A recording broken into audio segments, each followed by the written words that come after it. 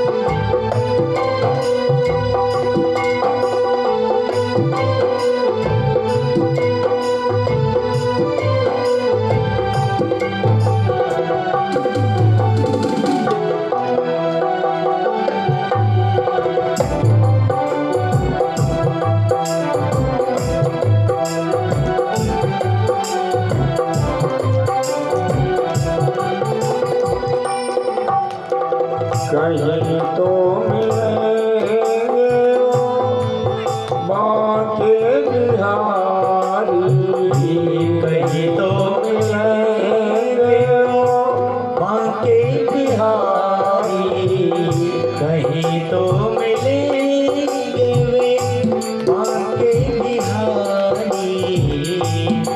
उन्हीं के चरण चित लगाया करेंगे। उन्हीं के चरण चित लगाया करेंगे। कन्हैया कन्हैया पुकारा करेंगे। लताओं में ब्रज की गुजारा करेंगे। लताओं में ब्रज की गुजारा करेंगे। कन्हैया कन्हैया पुकारा करेंगे। कन्हैया कन्हैया पुकारा करेंगे।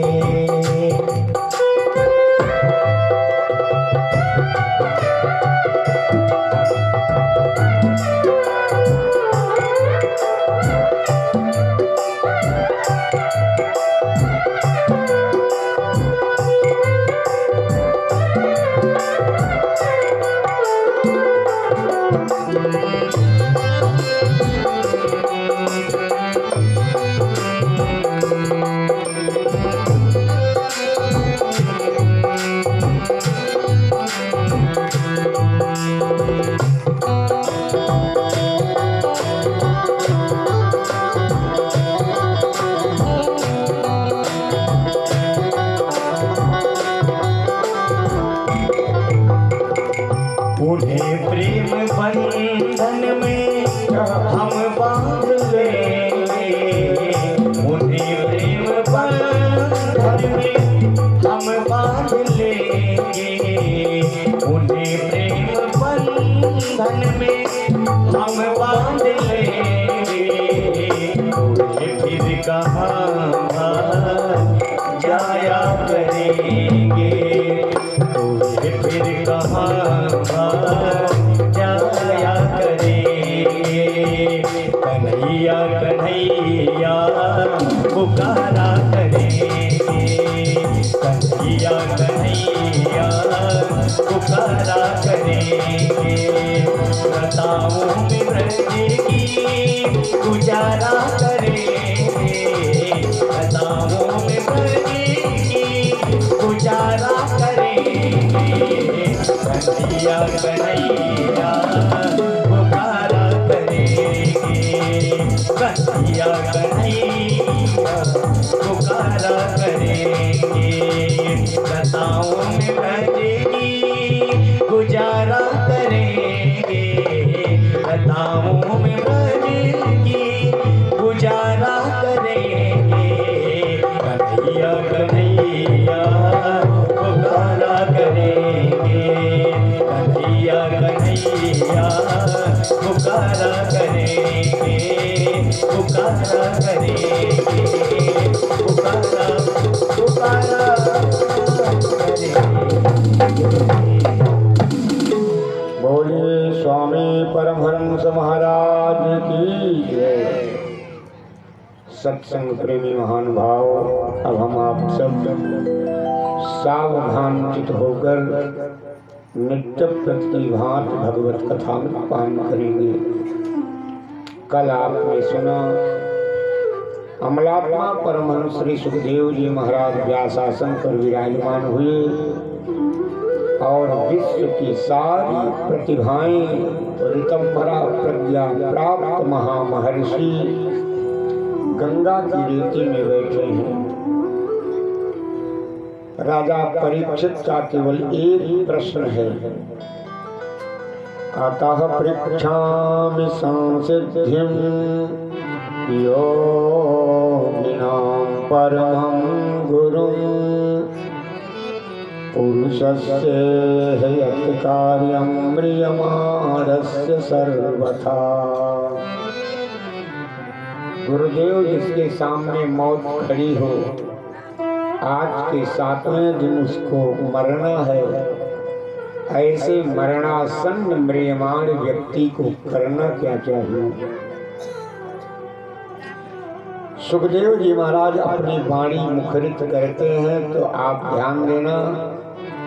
सुखदेव जी महाराज ने अपने प्रवचन का प्रारंभ हुआ से किया है। वरीयान् एस्ते प्रश्नः कृतो लोकहितं नृपो आत्मवित् सम्मतः पुंसां श्रोतव्यादिषु यः परः। वरीयान् एस्ते प्रश्नः। हे राजन, तुम्हारा प्रश्न बहुत ही श्रेष्ठ है। अपने प्रवचन का प्रथम अक्षर उन्होंने उच्चारण किया हुआ, और रामचरितमानस भी अगर आप पढ़ोगे तो इसकी भी शुरुआत गोस्वामी जी ने वा से ही की है। वर्णानाम अर्थ संघानाम रसानां छन्दसामपि मंगलानां च कर्तारो वन्दे वाणी विनायकौ। गोस्वामी जी ने भी अपने ग्रंथ का प्रारंभ वा से करते हैं, और सुखदेव जी महाराज भी अपना प्रवचन वा से प्रारंभ करते हैं। क्यों? सुखदेव जी महाराज ने देखा राजा सांप के जहर से डर रहा है, इसलिए इस राजा को अमृत की जरूरत है। तो बंधुओं, ये वा अक्षर जो है ये अमृत का बीज मंत्र है, इसलिए। और गोस्वामी जी ने भी सोचा कि संसार ये अशांति के जहर से जल रहा है, इसलिए संसार को अगर शांति का अमृत चाहिए तो इसके लिए उन्होंने भी अमृत के बीज मंत्र वा से अपना ग्रंथ लिखते हैं। वरीयान् एस्ते प्रश्नः। राजन, तुमने प्रश्न किया कि उस व्यक्ति को क्या करना चाहिए जिसकी मौत सामने खड़ी हो। और मानो कि संसार के सब व्यक्तियों के जीवन की कथा है। सुखदेव जी महाराज कहते हैं, राजन, वही करना चाहिए व्यक्ति को जो तुमने किया है। गुरुदेव, मैंने क्या किया है? सुखदेव जी महाराज ने कहा, राजन, तुमने अपना घर छोड़ दिया, और घर छोड़ करके कहाँ चले आए? गंगा जी के किनारे। तो सुखदेव जी महाराज कहते हैं, राजन, मरणासन्न व्यक्ति को सबसे पहले अपना घर छोड़ करके गंगा के किनारे चले जाना चाहिए। गृहात् प्रव्रजितो धीरः पूर्णतीर्थजलाप्लुतः। राजन घर छोड़ करके व्यक्ति को तीर्थ में चले जाना चाहिए। जहाँ भगवान का मंदिर होता है उसको भगवान का धाम कहते हैं, लेकिन उसी मंदिर के बगल में, भगवान के धाम के बगल में अगर कोई पूर्ण जलाशय या नदी का किनारा मिल जाता है तो वही भगवान का धाम तीर्थ बन जाता है। पूर्ण तीर्थ जलाप्लुतः, जल के संसर्ग से वही भगवान का धाम तीर्थ बन जाता है। इसलिए राजन, घर छोड़ करके व्यक्ति को तीर्थ में चले जाना चाहिए। अब आप सब कहोगे कि महाराज हम तो परीक्षित की तरह घर नहीं छोड़ सकते हैं, गंगा के किनारे कहाँ चले जाएं हम अपना घर नहीं छोड़ सकते हैं। मैं कहता हूँ भैया, आपको तन से घर छोड़ने के लिए कौन कह रहा है? तन से आप अपने घर में रहो, लेकिन मन से तो घर छोड़ दो। देखो, नदी में नाव रहती है तो नाव पार उतर जाती है, लेकिन नाव में अगर नदी घुसने लगती है तो नाव डूब जाती है। संसार में हम आप रहें पार उतर जाएंगे, लेकिन संसार हमें अगर घुसने लगता है तो हम डूब जाते हैं। इसलिए तन से हम आप संसार में रहें, लेकिन अपने मन में घर गृहस्थी को मत घुसाओ। तन से संसार में रहो, लेकिन मन से कम भगवान के दरबार में रहो। तो महाराज मान लो मैंने मन से घर छोड़ दिया कि गंगा जी का किनारा कहाँ मिलेगा, नदी का किनारा के बिना तीर्थ कहाँ मिलेगा। मैं मानता हूँ हमारे घर में जो ठाकुर जी ईशान कोण में बैठे हैं, भगवान का धाम तो मिल गया, लेकिन अब नदी का किनारा कहाँ मिलेगा, तीर्थ कहाँ मिलेगा। तो देखो, अब आप लोग जहाँ बैठे हो ये गंगा जी के ही किनारे बैठे हो।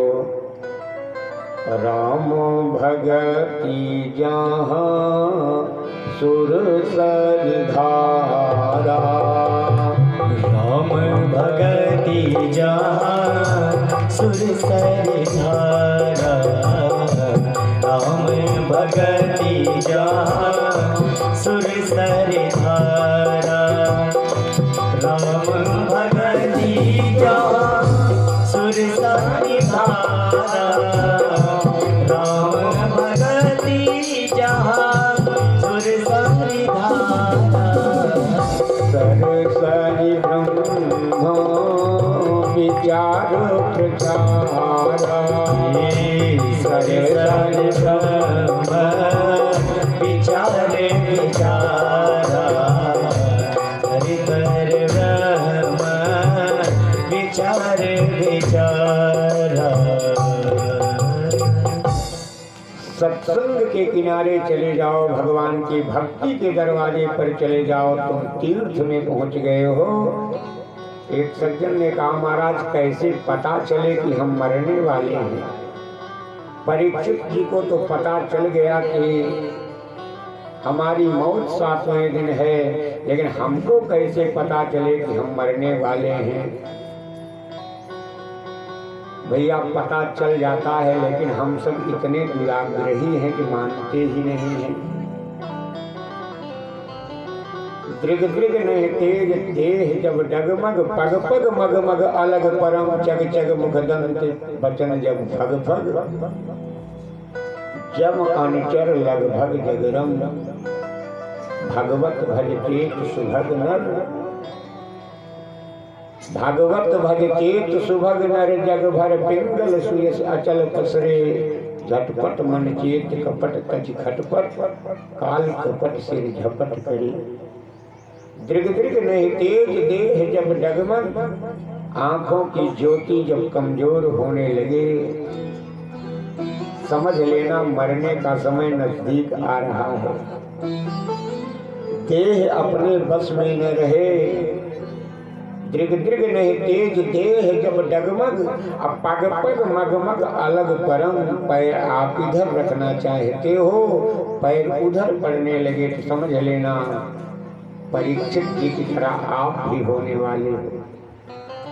चग चग मुख दंत वचन जब ठग ठग, बोलना कुछ चाहते हो निकलने कुछ और लगे तो समझ लेना आप कि मरने का समय आ रहा है।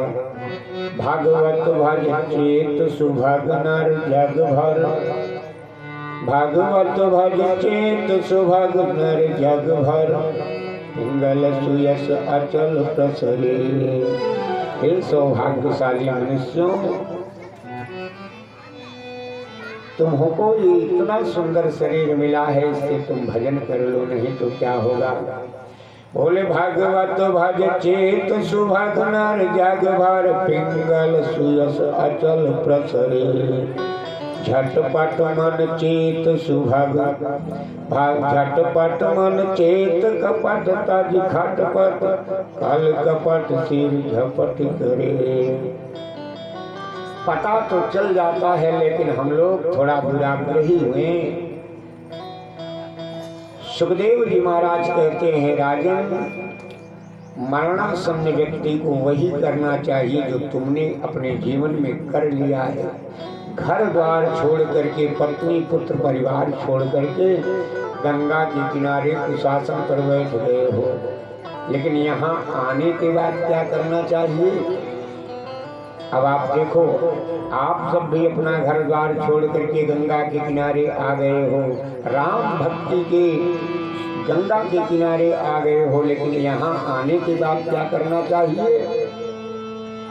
बोले जितासनो जित श्वासो जित संगो जितेंद्रियः। देखिए इस समय हम लोग भागवत के द्वितीय स्कंद में हैं और ये दूसरा स्कंद 12 स्कंदों में सबसे छोटा स्कंद है। इसमें केवल 10 अध्याय हैं, लेकिन बहुत ही महत्वपूर्ण अध्याय है। जितना ही छोटा स्कंद है उतना ही ज्यादा महत्व का है। अच्छा आप बताओ, भागवत तो दुनिया में सब सुनते हैं, लेकिन परीक्षित और धुंधकारी जैसा परिणाम सबको क्यों नहीं मिलता है। इसलिए नहीं मिलता है कि सुनते तो सब हैं, लेकिन परीक्षित और धुंधकारी ने जो किया उसको हम आप नहीं करते।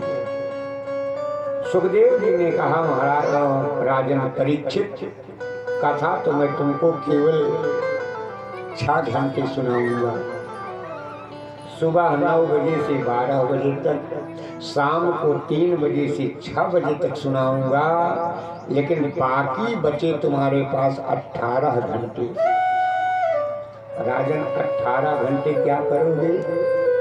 और याद रखना परीक्षित, 6 घंटे तुम कथा सुनोगे और 18 घंटे अगर प्रपंच का चिंतन करोगे, दुनियादारी करोगे, तो राजन तुमको वह फल नहीं मिलेगा जो मिलना चाहिए कथा का।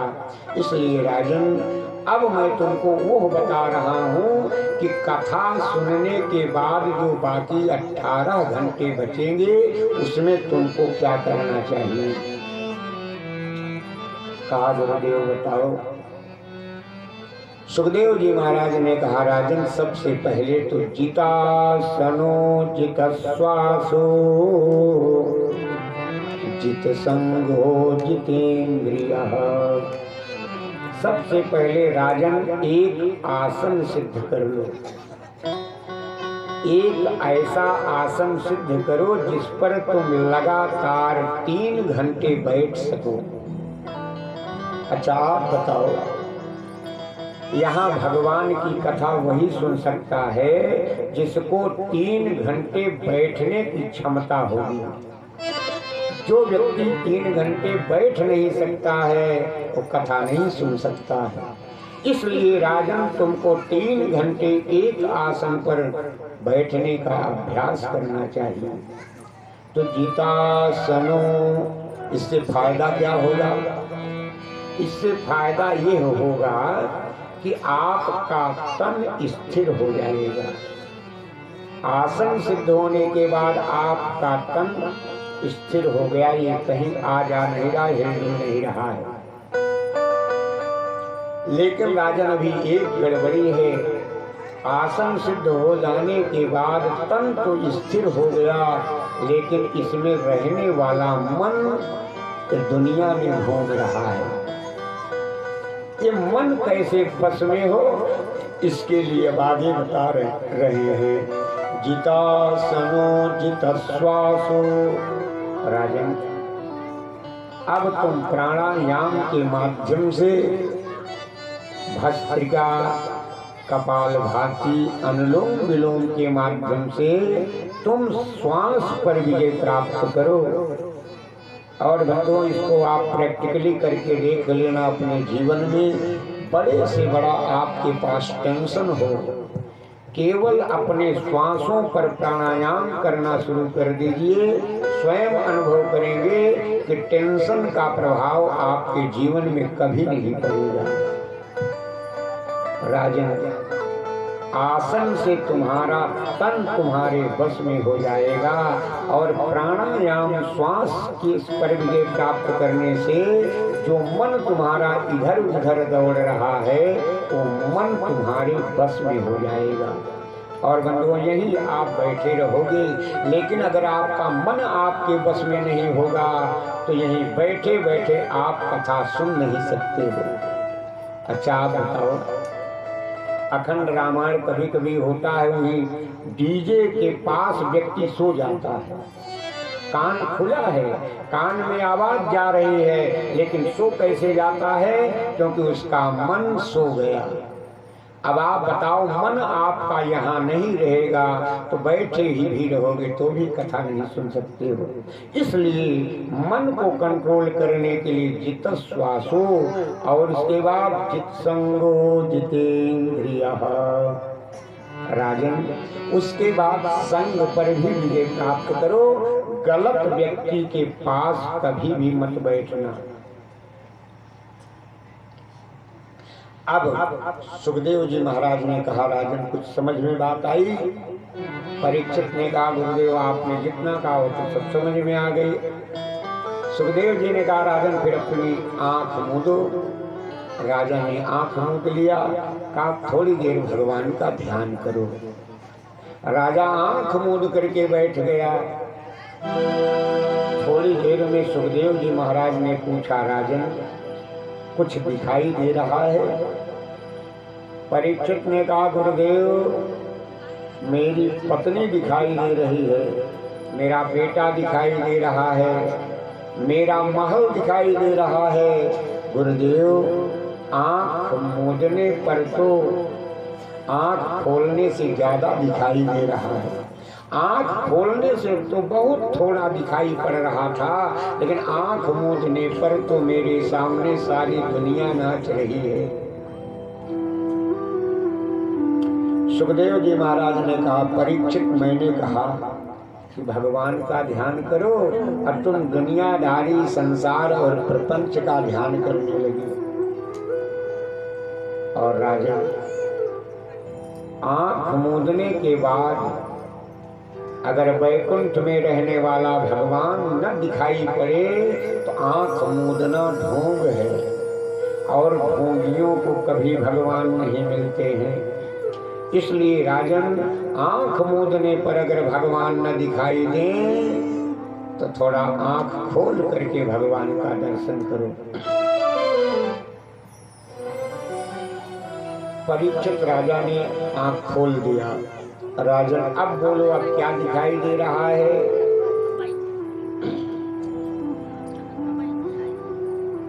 राजा परीक्षित ने कहा, गुरुदेव मेरे सामने तो सामने गंगा जी बह रही हैं, ऊंचे ऊंचे पहाड़ दिखाई दे रहे हैं, ऊंचे ऊंचे पेड़ दिखाई दे रहे हैं, लताएं, वनस्पतियां, औषधियां, आसमान में काले काले बादल, और गुरुदेव आप दिखाई दे रहे हो, सारे महात्मा दिखाई दे रहे हैं।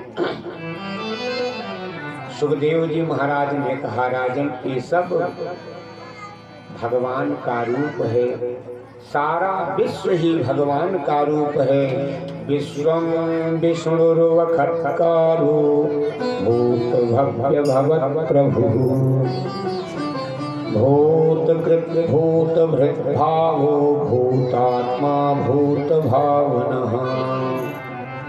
विश्वं विष्णु राजन ये पूरा विश्व ही भगवान के विराट रूप का स्वरूप है। राजन ये जो नदी गंगा जी बह रही है तुम्हारे सामने गंगा नदी नहीं है तो महाराज क्या है? कहा ये मेरे विराट भगवान के शरीर की नाड़ियां हैं। हमारे आपके शरीर में 3 नाड़ियां हैं, पीड़ा, पिंगला और सुषुम्ना। इसीलिए मना किया जाता है कि नदियों को गंदा नहीं करना चाहिए। नदियों की स्वच्छता का अभियान सरकार चलाती है। क्यों? क्योंकि बंधुओं देखने में हमारे आपके लिए नदी है, लेकिन शास्त्र कहता है कि मेरे विराट भगवान के शरीर की नाड़ियां हैं। एक नाड़ी गड़बड़ हो जाती है हम बीमार हो जाते हैं। इसलिए नदियां अगर दूषित होती हैं तो भगवान को तकलीफ होती है। और राजा ये जो पर्वत दिखाई दे रहे हैं पर्वत नहीं है, ये मेरे विराट भगवान के शरीर की हड्डियां हैं। शरीर में हड्डी का जितना महत्व है उसी प्रकार से दुनिया में इन पर्वतों का महत्व है।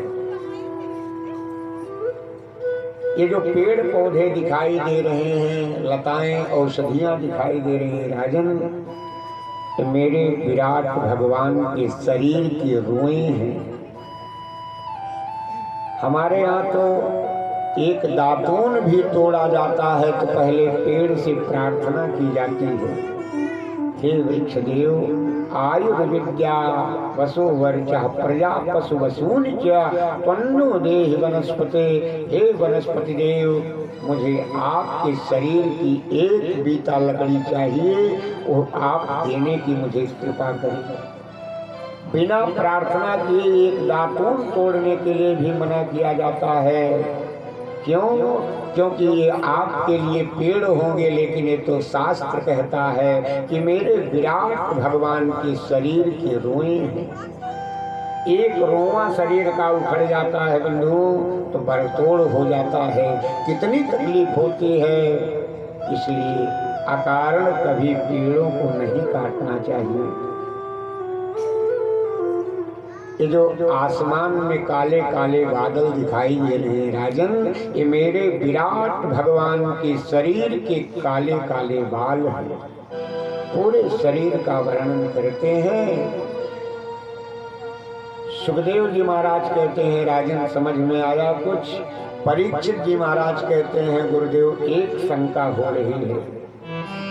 आप कह रहे हो कि पूरा विश्व भगवान का रूप है, तो इसके पहले आपने बताया कि राजन गलत आदमी के पास कभी मत बैठना। जुआरी, शराबी, कबाबी, अत्याचारी, अन्यायी, गलत लोगों के बीच में कभी मत बैठना। गुरुदेव जब पूरा विश्व भगवान का रूप है तो क्या ये दुष्ट लोग, शराबी, कबाबी और जुगारी लोग, क्या ये विश्व के बाहर के हैं? अब अगर विश्व के अंदर हैं तो क्या ये भगवान के रूप नहीं है? सुखदेव जी महाराज ने कहा राजन बड़ा सुंदर प्रश्न तुमने किया है, सुनो।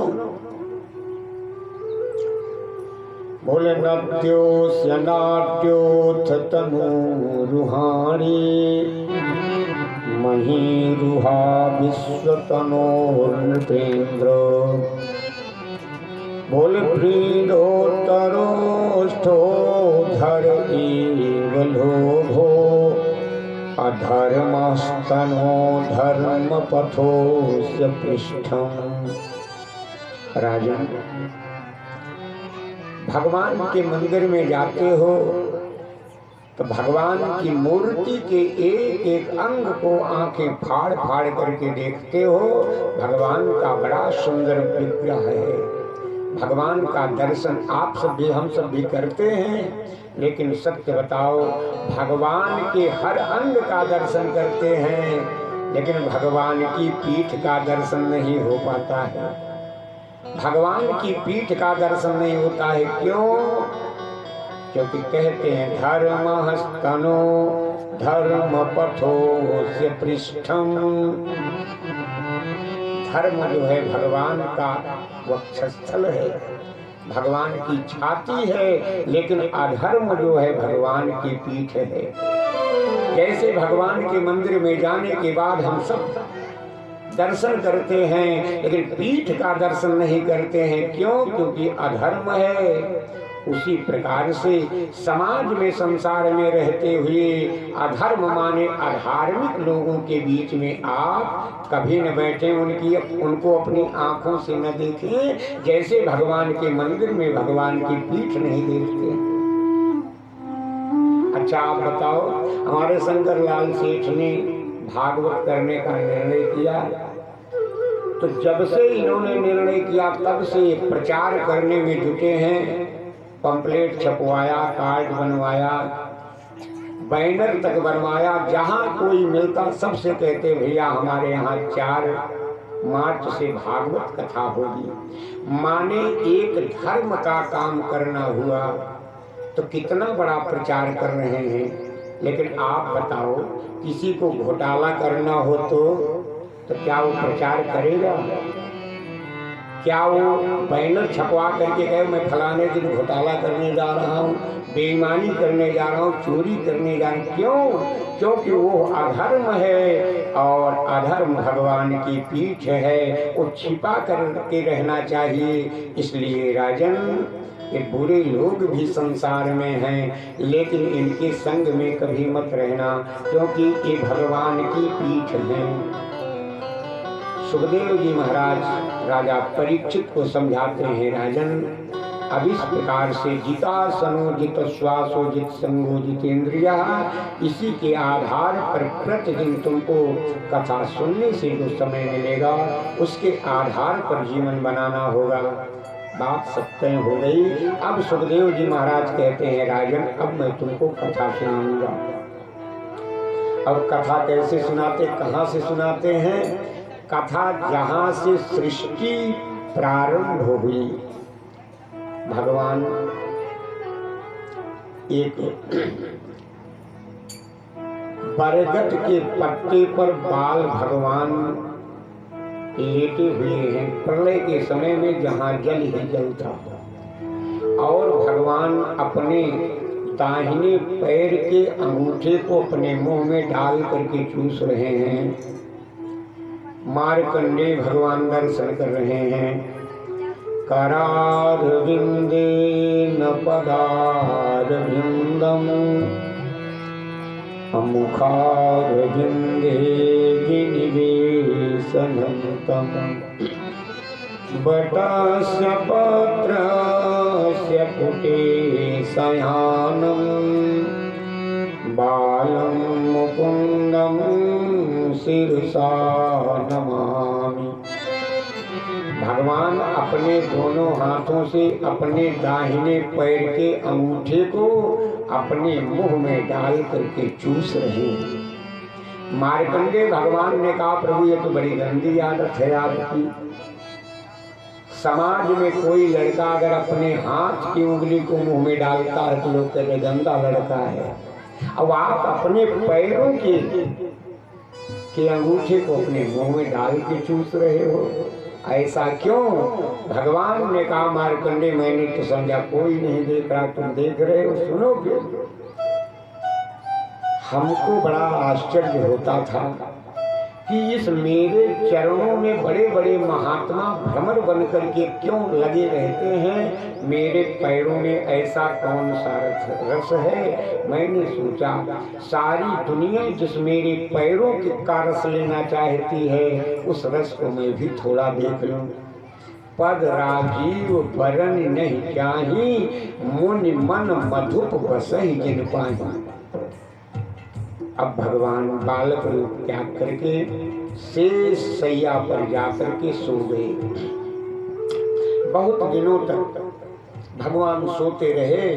सोने के बाद भगवान जगे तो देखा कहीं कुछ भी नहीं, पानी ही पानी। अब रहते रहते अकेले भगवान का मन ऊब गया। अब उनके मन में आया अकेले में कब तक रहूंगा।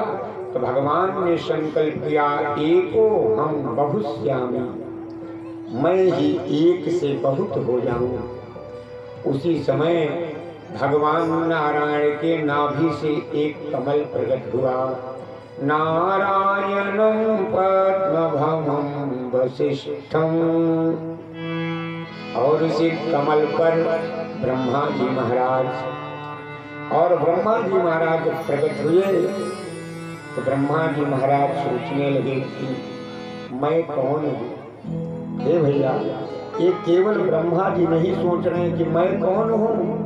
संसार में प्रत्येक व्यक्ति जब जन्म लेता है तो सबसे पहले कहाँ कहाँ करता है। माने वो आश्चर्य में होता है कि मैं कौन हूँ, कहाँ से आया हूँ और यहाँ पर मुझे क्यों भेजा गया है, और यहाँ के बाद अंत में मैं कहाँ जाऊंगा। और ब्रह्मा जी के भी मन में यही आया कि मैं कौन हूँ।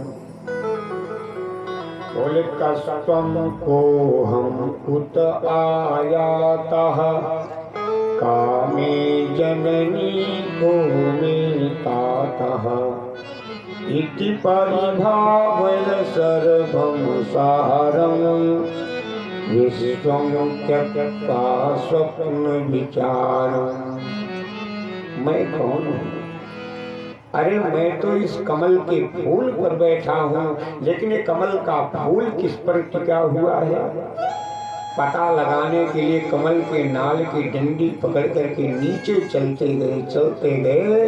हजारों वर्ष बीत गए, पता नहीं लगा। फिर लौट आए, कमल के फूल पर बैठ करके अब तपस्या करने लगे।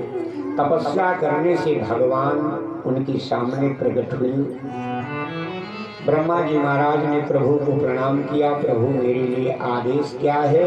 भगवान ने कहा, बस तुम सृष्टि का सृजन करो, दुनिया का निर्माण करो। अब देखो, ब्रह्मा जी महाराज ने कहा, प्रभु आपकी आज्ञा है, दुनिया का मैं निर्माण करने के लिए तैयार हूँ, लेकिन मेरे सामने एक समस्या है प्रभु। कौन सी? संसार में कोई व्यक्ति अगर एक झोपड़ी बनाता है तो उस झोपड़ी में अगर आग लग जाए तो व्यक्ति रोने लगता है कि मेरी झोपड़ी बिगड़ गई, हाय हाय मेरा नुकसान हो गया, मेरा घर जल गया। तो महाराज, एक झोपड़ी के बिगड़ने पर अगर संसार के व्यक्ति को रोना पड़ता है तो मैं तो इतनी बड़ी दुनिया बनाऊंगा तो दुनिया में कहीं न कहीं कुछ न कुछ बिगाड़ तो होता रहेगा, तो मैं कहाँ तक रोऊंगा।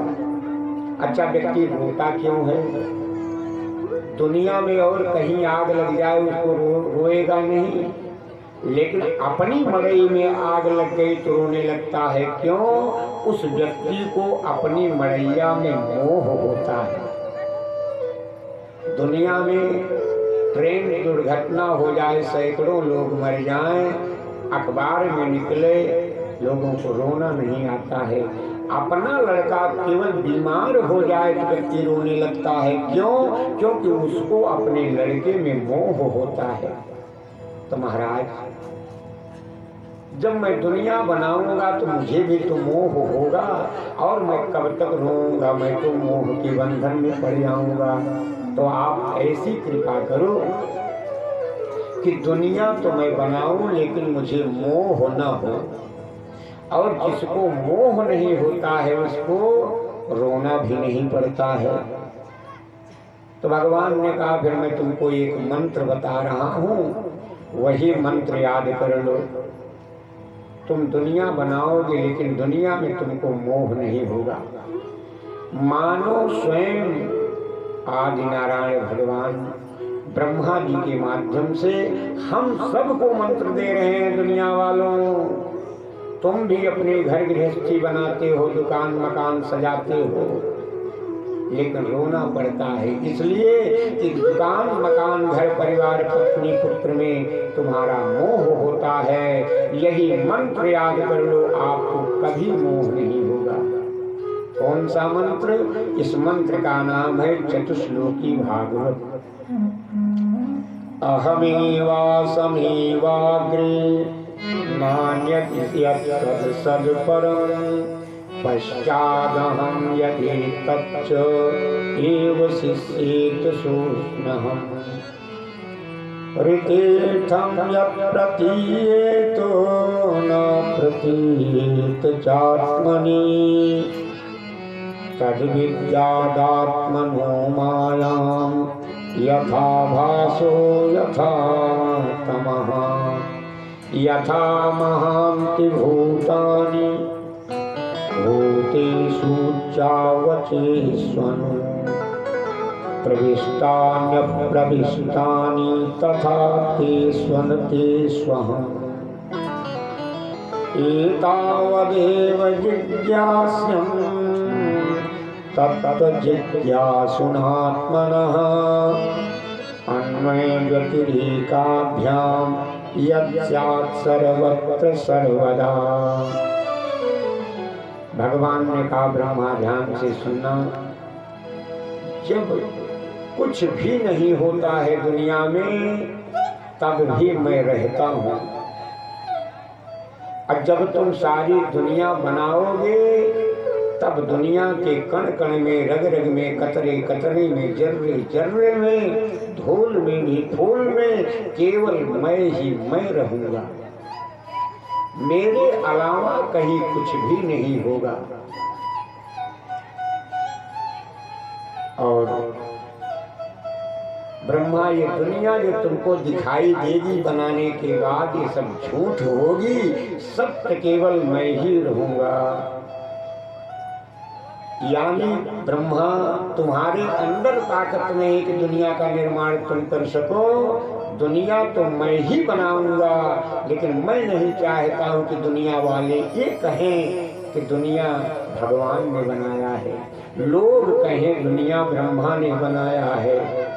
बाकी तुम नहीं बनाओगे, बनाऊंगा मैं ही, लेकिन नाम तुम्हारा होगा, बदनाम तुम होगे। इसलिए ब्रह्मा, ये हर पल तुम याद रखना कि इस दुनिया में मेरे अलावा कुछ भी नहीं है।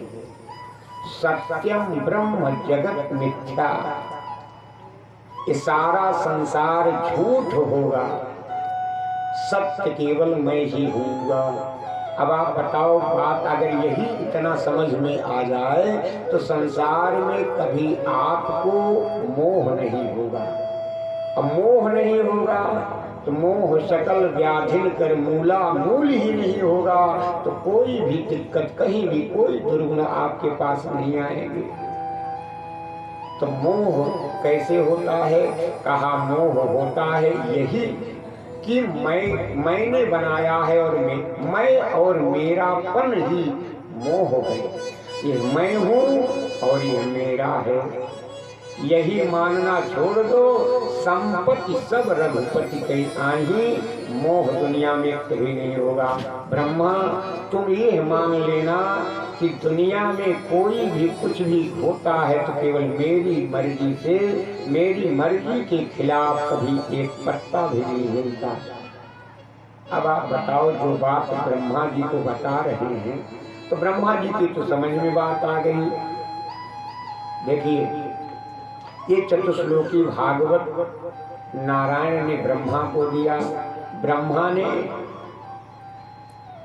अपने पुत्र नारद को दिया, नारद ने वेद व्यास को दिया, और वेद व्यास भगवान इसी 4 श्लोकों की व्याख्या 18,000 श्लोकों में करते हैं। क्यों? क्योंकि ये बात 4 श्लोकों वाली बात समझ में नहीं आती है। अच्छा, आप बताओ कैसे समझ में आएगी? कह रहे हैं सत्यम ब्रह्म जगत मिथ्या, भगवान सत्य है, सारी दुनिया झूठ है। ये बात कोई मानेगा? क्या मैं अपनी पत्नी को झूठ मान लूं? क्या मैं अपने बेटे को झूठ मान लूं? क्या अपने दुकान मकान को झूठ मान लूं? अपनी खेती बाड़ी ऑफिस को झूठ मान लूं?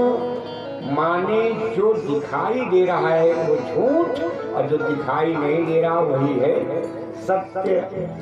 तो ब्रह्मा जी जब वेद व्यास भगवान ने देखा कि दुनिया वालों की समझ में नहीं आ रहा है, तब इतनी बड़ी भागवत उनको लिखना पड़ा समझाने के लिए। यही महामंत्र लेकर के ब्रह्मा जी ने सृष्टि करना शुरू किया। तो सबसे पहले उन्होंने 10 मानस पुत्रों को पैदा किया। वे 10 मानस पुत्र कौन हैं? पहले तो सनक, सनंदन, सनातन और सनत कुमार को पैदा किया। उसके बाद मरीचि, अत्रि, अंगिरा, पुलह, पुलस्त्य, क्रतु, दक्ष और नारद 10 पुत्रों को पैदा किया। और अपने बाएं भाग से शत्रुपा को, दाहिने अंग से मनु जी को पैदा किया। और अपने छाया से करदम ऋषि को पैदा किया। और मनु और करदम से 3 बेटियां पैदा हुई, आकुति, देवहूति और प्रसूति। तो आकुति की शादी रुचि प्रजापति से किया, देवहूति की शादी करदम से किया। करदम और देवहूति से 9 कन्याएं पैदा हुई। इन्हीं 9 कन्याओं की शादी जो 10 मानस पुत्र थे ब्रह्मा के उनसे हुई।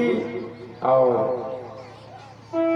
देवहूति और करदम से कपिल भगवान का जन्म हुआ। तो देखिए,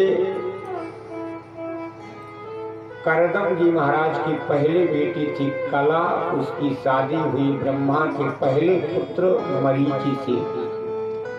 उनसे एक बेटा पैदा, उनके उसका नाम था कश्यप। और वही कश्यप जी महाराज बड़े धर्मात्मा थे। और ऐसे धर्मात्मा थे कि इनका नाम ही है कश्यप। तो कश्यप को थोड़ा उल्टा करके आप देखेंगे तो पश्यक बन जाता है। संस्कृत में पश्यक माने होता, पश्य माने देखो, अक्का माने ब्रह्म, माने जो अपनी आंखों से निरंतर केवल ब्रह्म का चिंतन करते थे। ऐसे महात्मा थे करदम जी को कश्यप जी महाराज। एक दिन यही सायंकाल का समय था, कश्यप जी महाराज बैठे थे अपनी यज्ञशाला के सामने, संध्या पूजन के लिए तैयारी किए थे। तो इनकी 13 पत्नियां थी। एक पत्नी का नाम था दिति। इनकी 12 पत्नियों के पुत्र हो चुके थे। एक पत्नी दिति थी, इनके कोई बेटा बेटी नहीं था। यही सायंकाल का समय दिति ने अपने शरीर का 16 श्रृंगार किया। और 16 श्रृंगार करके आई और कश्यप जी का दुपट्टा पकड़ करके खींचने लगी। महाराज, आज मैं आपके सामने आई हूँ याचना करने के लिए। मुझे पुत्र चाहिए। मेरी जो और सौतें हैं उनको आपने पुत्र दे दिया, केवल मैं ही अकेली अभी तक निपूती रह गई हूँ। मुझे आप पुत्र दे। कश्यप जी महाराज बड़े प्रसन्न हुए। देवी, ये तो बड़ी अच्छी बात है। व्यक्ति अपने जीवन में विवाह इसीलिए करता है कि पति और पत्नी के बीच में एक सुंदर संतान का जन्म होना चाहिए। विवाह का यही फल है। तो ये कामना अगर की हो तो बड़ी सुंदर बात है, लेकिन देवी थोड़ी देर के लिए ठहर जाओ। कहा महाराज क्यों? कहा क्योंकि समय बड़ा नाजुक समय है। इस सायंकाल का समय है और इस सायंकाल के समय में सब काम करना, लेकिन 4 काम कभी नहीं करना चाहिए। चत्वारिमानि कर्माणि,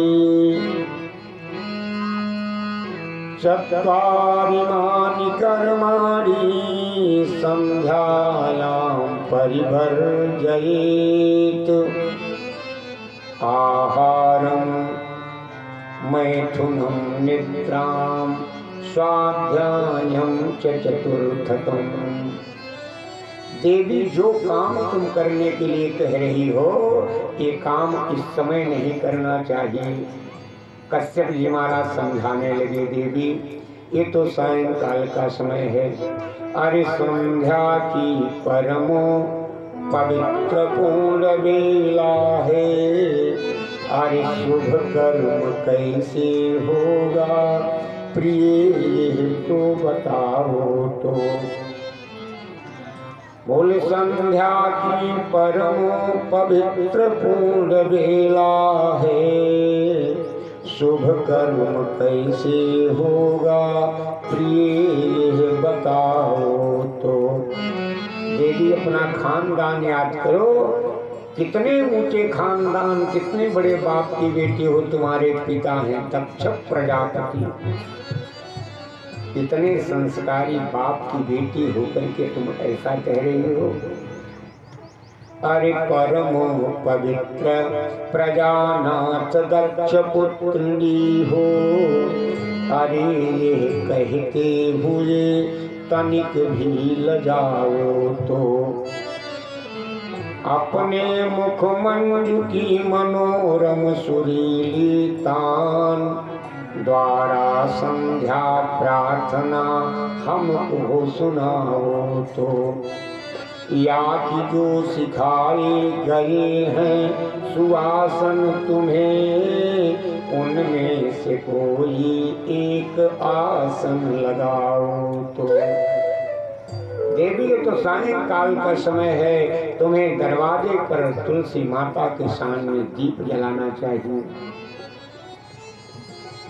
वहां मन न लगता हो तो देवी बैठो, मैं तुमको भगवान की कथा सुनाऊंगा, और नहीं तो तुम ही कोई बढ़िया सुंदर भजन हमको सुनाओ। लेकिन यह काम नहीं करना चाहिए समय संध्या समय में। दीति ने कहा, महाराज इस समय में ऐसा क्या है जो ऐसा काम नहीं करना चाहिए। कश्यप जी महाराज ने कहा, ध्यान से सुनना दीति। अदिति के माध्यम से मानो सारे संसार को सुनाना चाहते हैं वेद व्यास। दुनिया वालों ये सायंकाल का समय है और शाम के समय पर आप देखो तो सूर्य नारायण भगवान अस्त होने जा रहे हैं और चंद्रमा इस समय आसमान में उदय नहीं हुआ है। तुम्हारा सूर्य और चंद्रमा से हमारा क्या लेना देना है? नहीं लेना देना है। हम आप सब जितने भी लोग हैं शरीर धारण किए हैं तो हमारे पास 10 इंद्रियां हैं शरीर में, 5 ज्ञान इंद्रियां, 5 कर्म इंद्रियां, और इन इंद्रियों के एक एक देवता होते हैं। हमारे आपकी इन 10 इंद्रियों पर एक एक देवता थाना लगा करके बैठे हैं। चौपाई पढ़ना गोस्वामी जी की। अरे इंद्रिन भवन झरोखा नाना, इंद्रिन भवन झरोखा नाना। ओ इंद्रिन भवन झरोखा नाना, इंद्रिन भवन झरोखा नाना, इंद्रिन भवन झरोखा नाना। ताहा ताहा बैठे सुर करि थाना, ताहा ताहा बैठे सुपारी धाना, ताहा ताहा बैठे सुपारी धाना। एक एक देवता थाना लगा करके बैठे हमारी आपकी इंद्रियों पर। एक सज्जन ने कहा, महाराज थाना माने क्या होता है?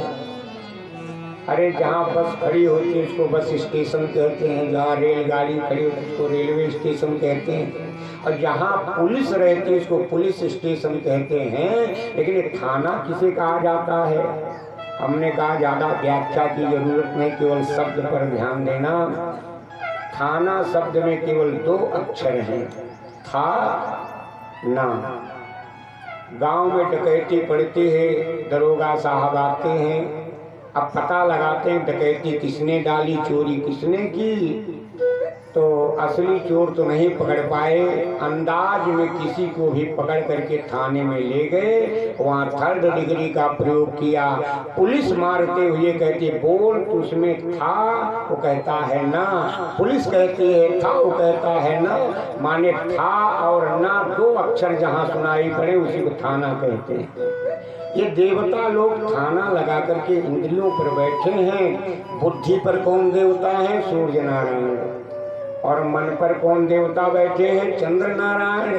अब आप विचार करना, ये सायंकाल का समय है। इस सायंकाल के समय में जब सूर्य नारायण कमजोर हो रहे हैं, चंद्रमा भी उदय नहीं हुआ है, अब आप बताओ जिस इंद्री का देवता ही कमजोर हो गया हो, वो इंद्री भी तो कमजोर अपने आप हो जाएगी।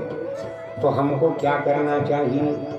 जैसे बिजली से चल रहा है माइक, एकाएक बिजली चली जाए तो हम क्या करते हैं? इस माइक के तार को हम जनरेटर से जोड़ देते हैं। बिजली नहीं है फिर भी इसमें करंट आ गया, आवाज देने लगा।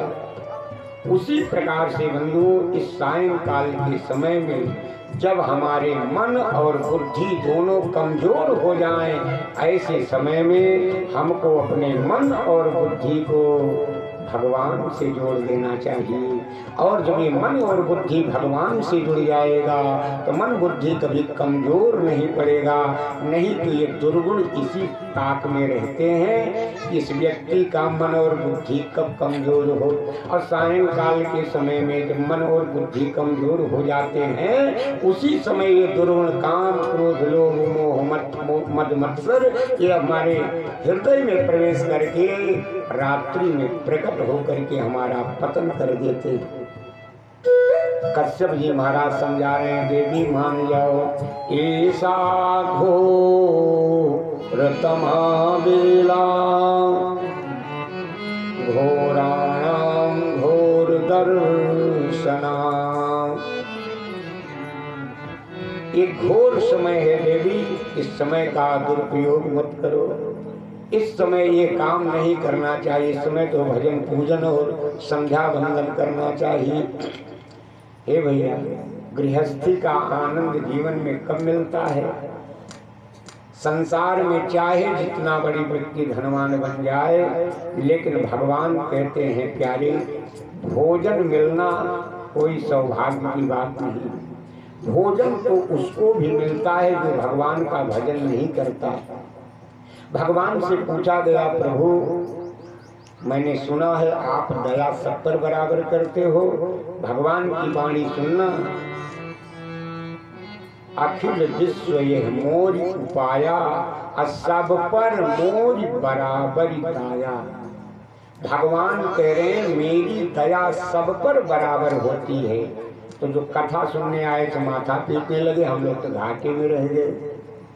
अरे हमसे अच्छे तो वही लोग हैं जो अपने घर का काम धाम कर रहे हैं। हम पर भी वही दया भगवान की और उन पर भी वही दया। हमारे कथा सुनने से क्या फायदा फिर? लेकिन भगवान कहते हैं प्यारे भक्त ध्यान से सुनना, दया माने क्या होता है। मानव जीवन में अगर आपको दाल चावल और रोटी अगर खाने को मिल रहा है, समझ लेना ये भगवान की दया है। अब भगवान कहते हैं ये दया मेरी सब के ऊपर बराबर होती है। क्यों? प्रभु जो आपकी कथा नहीं सुनते, जो आपकी भक्ति नहीं करते हैं, 2-4-10 दिन के लिए उनका भोजन बंद कर दो, अपने आप बुद्धि ठिकाने आ जाएगी, वे आपका भजन करने लगेंगे। भगवान ने कहा भैया, एक बेटे के अगर एक बाप के अगर 4 बेटे हैं, 3 बेटे बड़े सुयोग्य और बड़े लायक हैं, एक बेटा नालायक निकल जाए, लेकिन माता पिता उस नालायक बेटे को भी भूखा नहीं देख पाते हैं। तो मेरे भी तो संतान ही हैं, सब अमृतस्य पुत्राः, सब मेरे ही बेटे के समान हैं। नालायक निकल गए तो क्या करें, इनकी भी भूख मैं बर्दाश्त नहीं कर सकता हूँ, इसलिए भोजन तो मैं सबको देता हूँ। लेकिन भैया भोजन के बाद अगर भजन करने को मिल जाए तो समझ लेना तुम्हारे ऊपर दया के साथ साथ भगवान ने कृपा कर दिया है। आपकी हरि कृपा जान पर होई, तो पाँव दे मार्ग सोई। भोजन के बाद अगर भजन मिल जाए तो समझ लेना जीवन का आनंद आपको मिलेगा। किसी ने बड़ा सुंदर गाया है कि अतरे खुतरे दुअरे जिनके, अतरे खुतरे माने महीने में एक आध 2 दिन के लिए भी। बोले अतरे खुतरे दुअरे जिनके, आहरा सधुवन के लगायल नाही। अभोरवै न मथानी बजी अगने, सवेरे सवेरे अगर आंगन में खैलर न आवाज सुनाई पड़ी, कमोरी में खैलर न बजी, तो गृहस्थी को गृहस्थी मत कहना, नहीं तो पाप लग जाएगा। बोले तरे खोतरे दुअरे जिनके, वाहरा सधुवन के लगायल नाही। अभोरवै न मथानी बजी अगने, असजवै सतसंग सुनागल नाही। बोल बाल गोपालन के खिलले, धोतिया गमछा धुरियायल नाही। तो धन लाख तिजोरी में बंद रहे, पे आनंद गृहस्थी पायल नाही। केवल भोजन मिल जाए तो समझ लेना कुछ नहीं मिला, भोजन के साथ साथ भजन मिलना चाहिए। देवी मान जाओ, लेकिन भैया दुनिया में कुछ हट बड़े कठिन होते हैं, जैसे राजहट, योग हट, बाल हट, स्त्री हट। स्त्री हट के सामने कश्यप जैसा महात्मा पराजित हो गया। लेकिन एक बात ध्यान से सुनना बंधु, स्त्री के जीवन में उस स्त्री को भगवान भी सुख नहीं दे सकते हैं जिस पत्नी के जीवन से उसका पति नाराज हो जाए। जिस पत्नी के जीवन में उसका पति अगर नाराज हो गया तो भगवान भी चाहे तो उस पत्नी को वैकुंठ नहीं दे सकते हैं। इसके लिए प्रमाण के लिए हमको रामायण में जाना पड़ेगा। कैकेयी के प्रसंग में फिर कभी मौका मिलेगा तो सुनाऊंगा, आप ध्यान से सुनना। हरि कल्याण न हो उस नारी का, कल्याण न हो उस नारी का, जो पति की बात न माने। कल्याण न हो उस नारी का, जो पति की बात न माने। कल्याण न हो उस नारी का, जो पति की बात न माने।